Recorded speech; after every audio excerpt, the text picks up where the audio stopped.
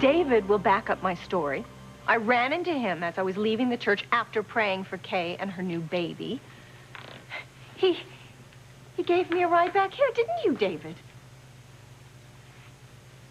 Yes, I did. I saw Ivy waiting at the bus stop in her wheelchair. She seemed upset, so naturally I offered a ride to your house. Now, do you believe me? I'm just surprised is all. And you've never given me any sense that you cared about Kay. She almost lost her baby tonight, Grace. Do you really think I am such a monster that I wouldn't have some concern for a poor young woman in her tragic circumstances? Because I do. Nobody thinks you're a monster, Ivy. Okay, the least Grace and I can do is give you the benefit of the doubt.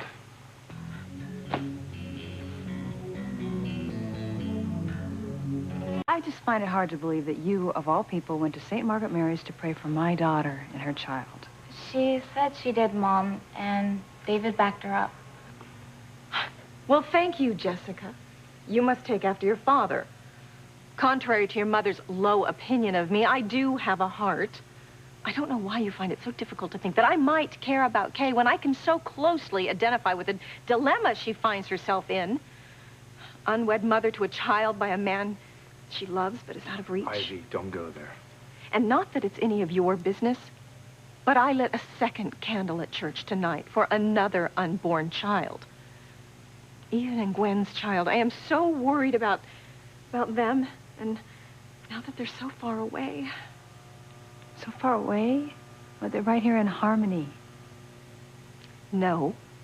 They left for Los Angeles earlier today. What are they doing in Los Angeles? Didn't Sam tell you? Gwen is having a very difficult pregnancy. And it turns out that the very best prenatal specialist has his office in Los Angeles. So there was no question about them going. I hate having them so far away when my first grandchild could be born at any moment.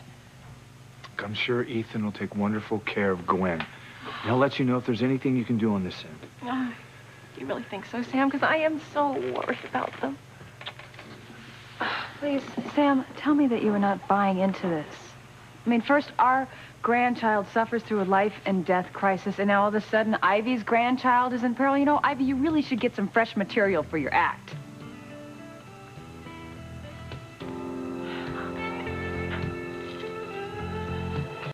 It's just amazing that you would stoop so low as to use your unborn grandchild to win a few points with Sam. How dare you? Gwen is ill, very ill. She and my son... Sam's and my son and Gwen have flown across the country to see the very best prenatal specialist in the world. And if you don't believe me... She's right, Grace. Gwen almost miscarried. She almost lost the baby. You knew that and you didn't tell me? Ivy didn't want anyone to know where Ethan was going. Well, tell her why, Sam. What you hear in this room doesn't leave here. Is that understood? Yes, Dad. Ivy and Rebecca were afraid if Teresa heard where they were going, she might try to follow Ethan out to L.A. But that still doesn't explain why you didn't tell me. I'm your wife. Well, not to put too fine a point on it, Grace, but actually you're David's wife. You know what, Ivy, you All right, really are... everyone just calm down, okay? This isn't getting us anywhere.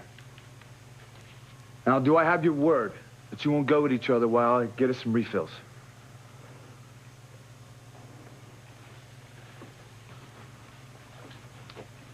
That was mean, Ivy. Petty and mean. I only meant... You meant to hurt Grace. That's pretty nervy considering how she's opened up our home to you. Thank you, Sam. You know, I really don't feel like talking about this anymore. I'm gonna go in the kitchen and help Jessica. I'm coming.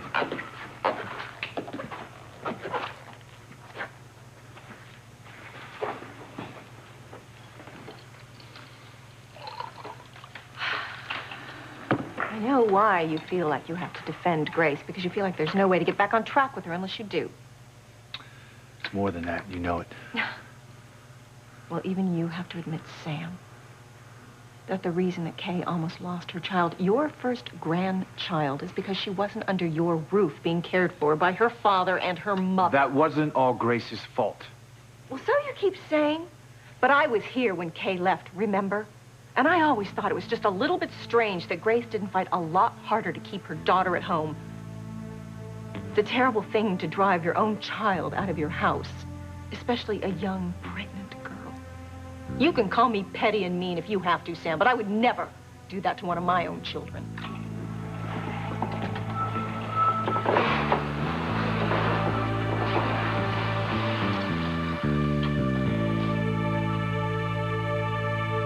Okay.